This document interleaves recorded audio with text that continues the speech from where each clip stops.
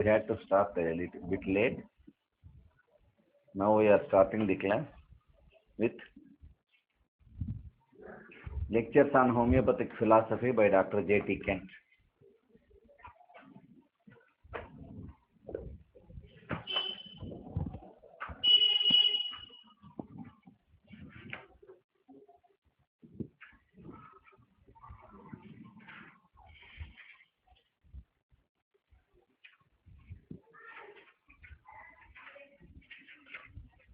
Lecture 12. The removal of the totality of symptoms means the removal of the cause. That is the chapter. Organ on aphorism 17. Now, as in the cure effected by the removal of the whole of the perceptible signs and symptoms of disease, the internal alteration of the vital force to which the disease is due, consequently the whole of the disease is at the same time removed.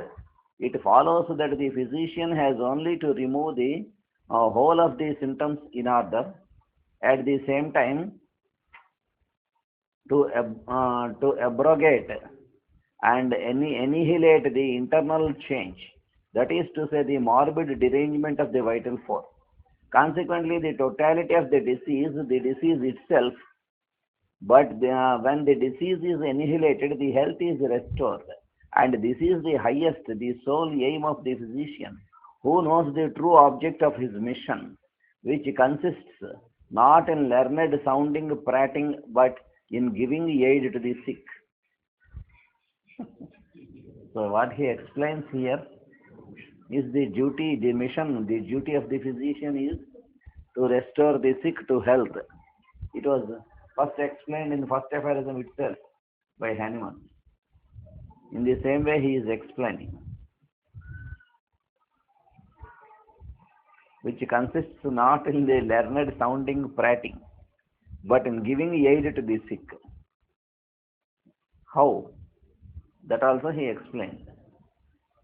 By understanding, by knowing, by observing the totality of the symptoms, when we prescribe the remedy, automatically when the totality is removed means health has restored. We need not drive out the disease. In such a way, at present, most of us will be thinking to drive out the disease, then the health can be restored. Not like that. When the totality of the symptoms is cured means health is restored. The idea of this paragraph is that the removal of the totality of the symptoms is actually the removal of the cause. It may not be known that causes are continued into effects, that causes continue in ultimates. But it is true that all ultimates to a great extent continue the cause of the beginning. And since cause continues into ultimates and things in ultimates the shadow forth the cause, the removal of the symptoms will lead any rational man to assume that the cause has been removed. Automatically, when the cause is removed, means the health is restored. When the totality of the symptoms is removed, means the cause is also removed. This will lead you to see that if a large number of symptoms manifest themselves through a diseased ovary, and that ovary is removed, the cause of the symptoms has not been removed and will manifest through some other part of the body, perhaps the other ovary or some other organ that is weak. So when a tissue or an organ of the body is affected by a disease, simply by removing that part is not in the process of cure. We have to think why this organ has got affected. What is the cause? The cause is only vital and mental. When there is a disease on the mental and vital plane, then only the organs will be affected and the tissues will be affected. That is only the ultimate. When we remove one part, there is every possibility that the other part can be affected with the same disease. Or any other organ or tissue which is weak in the body, that can be affected. That he is explaining. Master E.K. has explained about the amputation also in this same way. In diabetic gangrene, generally the gangrenous part will be amputated, will be removed. For example, if a person has got a gangrene on the toe, what the advice is the toe should be removed or the foot should be removed, one third of the foot should be removed. So this is not the solution. When that part is removed, definitely again the other part will start, other part will be gangrenous. So when it is amputated the ankle joint, the upper part will get affected. Like this, when the leg is amputated up to knee joint, the upper part will be affected, or the second leg gets affected. So what is the understanding problem? How it is understood means the removed part, the diseased part is to be removed. That is cure. That is not the process. Internally, it should be cured. The cause, which is creating all this nuisance, that should be cured. When once that is cured means, when it is inevitable, even at that time, to amputate the affected part, then if we advise to amputate that only that toe, great toe for example, then the other parts will not be affected. So what happened? The internal disease, which is creating all this nuisance, that has been cured, that has been removed vitally. So there is no other weakness in any part or tissues of the body. Now, normally when the cure is in this direction, already the affected part, the gangrenous part also gets repaired with medicine. There may be a surprise for some of the doctors. How can it be transformed into normality? But we have cured many cases of gangrenous parts. Even when there are worms in that gangrenous part, without putting a knife also, with the aid of the medicines, all the worms came out and that part is completely healed. We have seen in many cases. And later they are completely healthy. So how is it possible? Only when we treat the patient with the constitutional treatment. That is basing upon the totality of the symptoms. When we treat the patient, then only it is possible. So here he is explaining the same thing. When one part that got affected, then it should be it is removed. That is not the solution. The other part gets affected. It is a serious matter to remove any organ through which disease is manifested. When there are two or more of these pathological conditions established upon the body and one is removed, the other immediately becomes one. So when we allow the disease to continue in that affected part, the other parts will not be affected for many years also. The same thing we have observed in one case. One diabetic patient, he came to Master E.K. with a big gangrene to left great toe. So the doctors advised it for amputation, but he was not willing. He came to Master E.K. Then he treated. He was completely normal, but the ulcer was continuing in the same way. There was oozing, everything, but the weakness was cured. Sugar has come down, and that person was able to continue his business. He was a businessman. But when everything was normal, when any medicine was given to cure the ulcer, again the general condition got worsened. So again, when the medicine was given to improve the general condition, the ulcer got worsened. So then you have to live with this ulcer for some more years. Don't try to apply anything externally, or don't try to be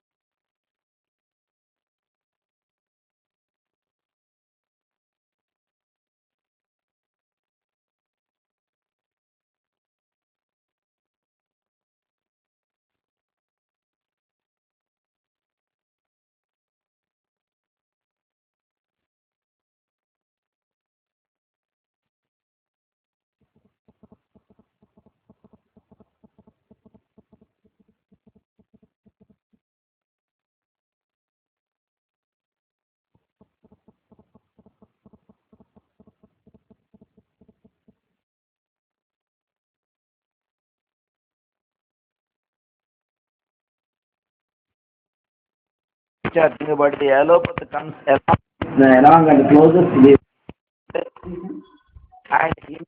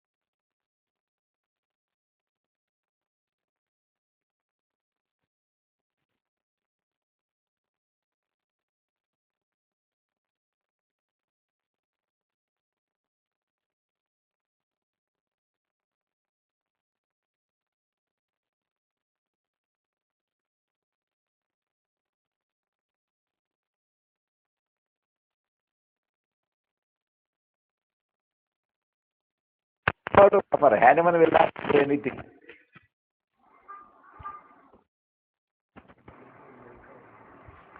When talking of the doctrines, talk good English, if you are English, and use simple forms of speech. One simple will sometimes mean a whole sentence and can be consistent to mean many different things. Technicalities are a sort of scapegoat to carry off the sins of our ignorance.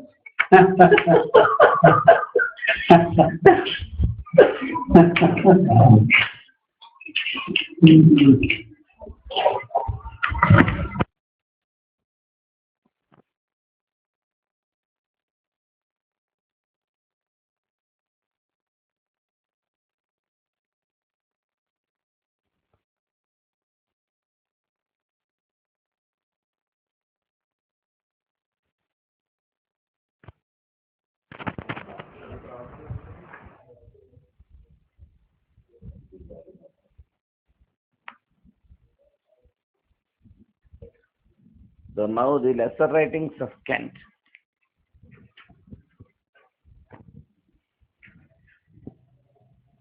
We are reading the chapter, the language of the Republic. No.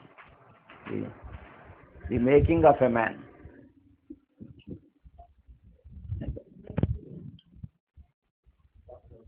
Into the voluntary, into the affections, and is revealed upon the continence. Now truth is made alive and can be maintained alive so long as the doctor continues to use it. Unless we do not put into practice or unless we do not use, it is not a living truth. It now fills his life. He loves it, knows it, and remembers it. If he does not love it and use it, he does not grow in wisdom.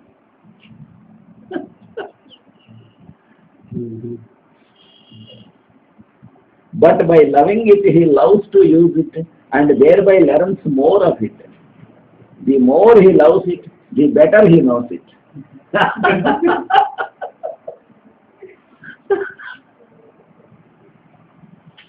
If there is one who is wise in the law, it is because he loves it and obeys it.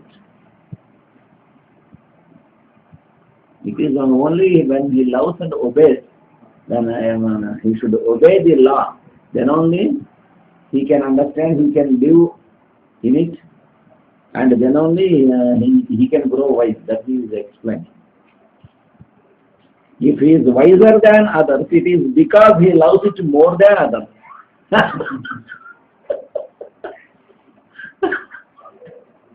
But for the sake of the good, it will do for man. To love it for the good, it will bring to oneself is another form of hatred of men.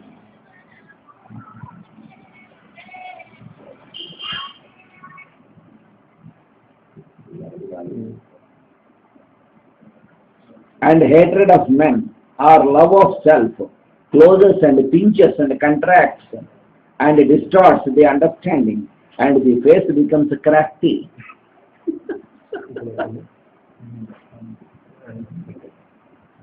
Any violation of the law carries with it its own penalty. Automatically. It should not be violated. It should be obeyed. And it should be loved. Then only it will lead. Otherwise, any violation is there, definitely penalty will be there for any law. Woe unto him who uses the truth to glorify himself or enrich his pocketbook. Truth will make man miserable or happy. Miserable or happy. Man is never happy except when working for others. Only when he will be working for others, then only he will be happy. Man is most miserable when doing most for himself, and the misery is shown on his face. Gita He is giving the gist of all world scriptures and great seers. Behold, the successful miser.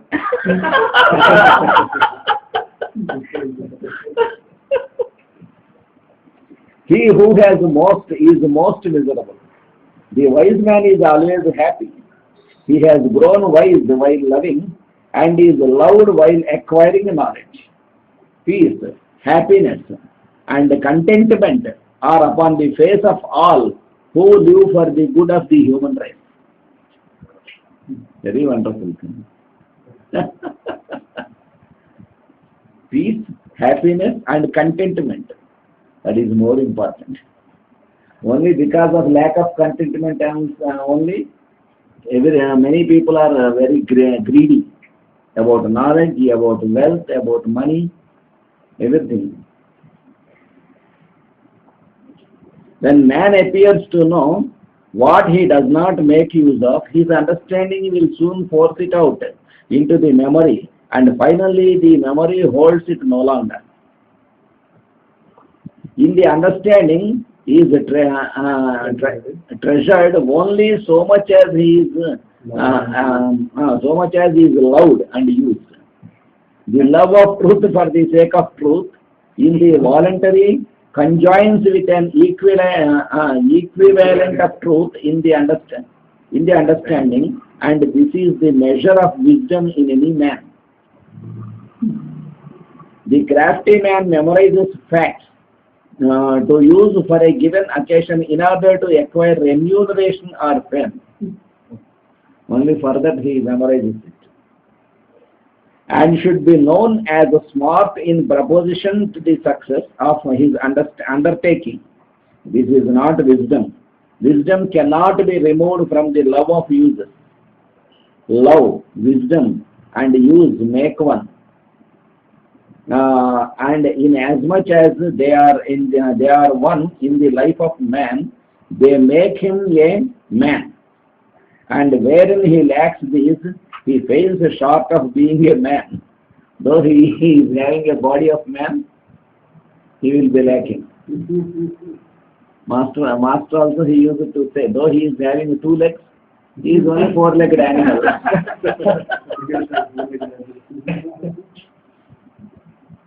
These in man are they wherein he exists in the image of God, and when he has thus made truth alive in him, he has become free indeed.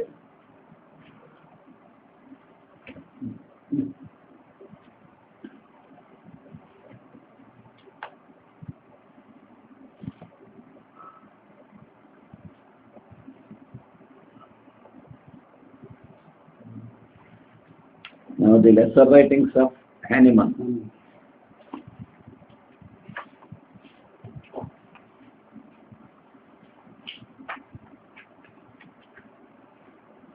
We are going through the chapter on making the body hardy. Here I must refer to. Here I must refer to what I should long since have spoken about. The new hardening system commits the usual fault of seeking to harden the body only in reference to endurance of cold. But Would it not be could it not be just as delicate to be unable to endure heat? Persons who cannot bear the heat of the sun or the very warm rooms are liable to the most serious, even fatal accidents.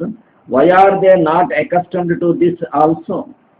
To be able to endure cold will not require much effort on the part of the Russian, but the alternations of heat and cold and vice versa, this great promoter of diseases in the delicate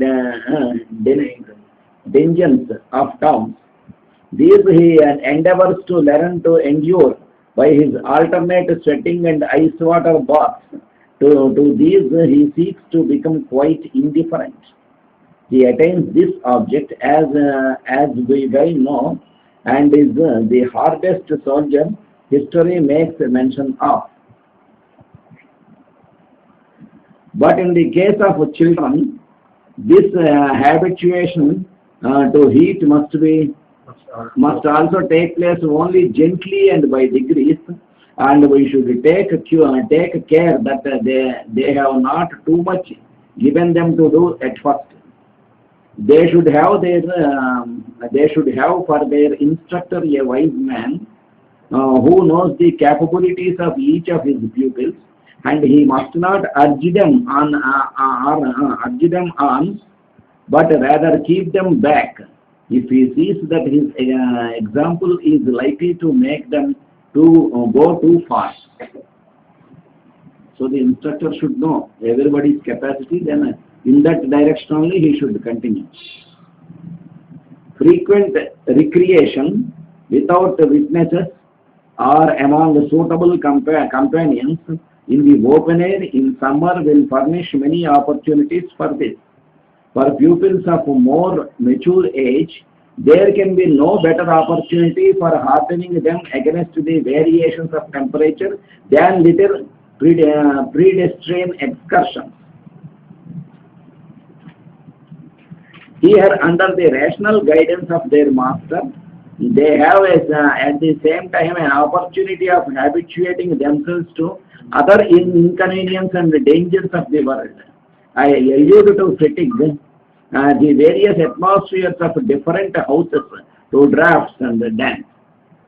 And when they are taken to some excursions, all these things they will expose, and all these difficulties they will be facing, and how they can face, how they can come out, everything they will learn. దీని గురించి చెప్తూనే master గారు బాలశిక్షలో కూడా మంచి పాట ఇచ్చారు, చాలా దూరంగా ఇచ్చారు. తీర్థయాత్ర చేయడం ఎందుకోసము అంటారు, అది దాంట్లో జీవయాత్రలోని సుఖం తెలియకోసం.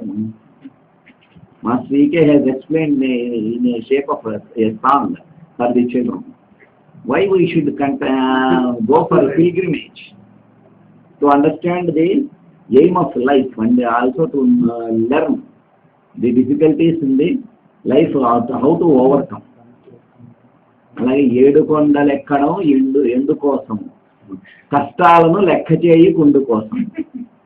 Why we should walk on the 7 hills of God, only to know to become hard against the difficulties and also physical strain, to withstand physical strain, that he explains. అలాగే విగ్రహాలను పూజించుట ఎందుకోసము, ఒకరినొకరు గౌరవించుటెరుగు కోసము. అలాగే వాళ్ళు one may be able to bear very well the pure, dry, cold air of winter and the heat of summer, but readily get ill in a damp cellar-like room. So open air, summer, winter, slowly they will be accustomed. They will feel free. They will be healthy. But after sometime what happens? When they go into a closed room like dungeon without any light or heat, then only they get affected.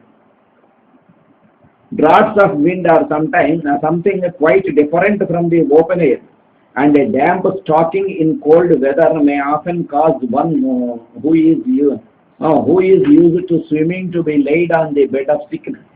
And yet all these are incidents occurring in human life which can scarcely be escaped by him who mixes with the world, or who does not dread dangerous consequences to his health from such everyday trifles.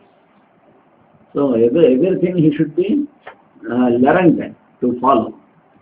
For example, a person who is accustomed to take only boiled water throughout his life, what happens? He gets affected when he drinks any outside water, when he goes on a camp. Other people, they will not get affected, who are accustomed to take all the waters at many places. But this person, who is thinking that he is taking more care about health by drinking always only lukewarm water or boiled water, what happens? He will lose the resistance for all the water. But people who are accustomed to all these waters taking place to drink, they get good resistance like that.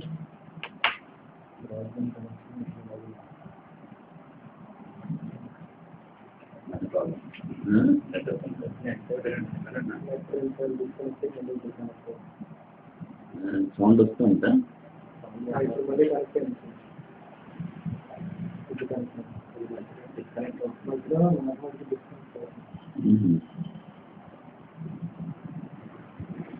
In all these exercitations, it is necessary to employ caution when accustoming ourselves to them, beginning with the less and going on the greater, but always only gradually, interruptedly, and by progressive